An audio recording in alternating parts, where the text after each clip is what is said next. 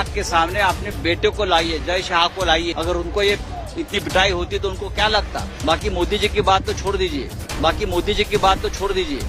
खासदार संजय राऊत यांनी कालच्या झालेल्या घटनेनंतर दिल्लीतील जंतर मंतर आंदोलन स्थळाला भेट दिली। यावेळी संजय राऊत यांनी उपस्थित आंदोलकांशी संवाद साधला।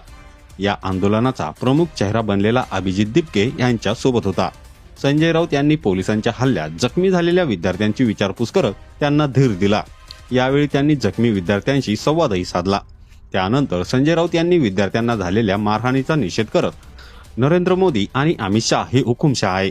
अमित शहाच्या मुलाला जर असं मारलं असतं तर त्याला कसं वाटलं असतं।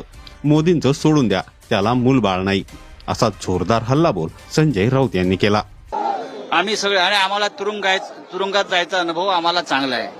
आम्ही तुरुंगाला घाबरत नाही, आम्ही तुमच्या बंदुकीच्या गोळ्यांना घाबरत नाही।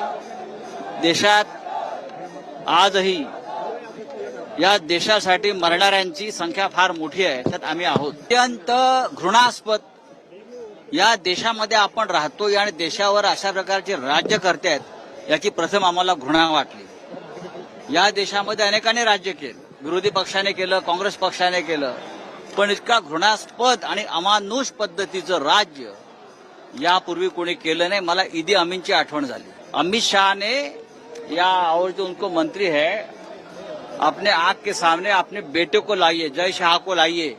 अगर उनको ये इतनी पिटाई होती तो उनको क्या लगता। धर्मेंद्र प्रधान की बेटी की पिटाई होती तो क्या लगता। बाकी मोदी जी की बात तो छोड़ दीजिए।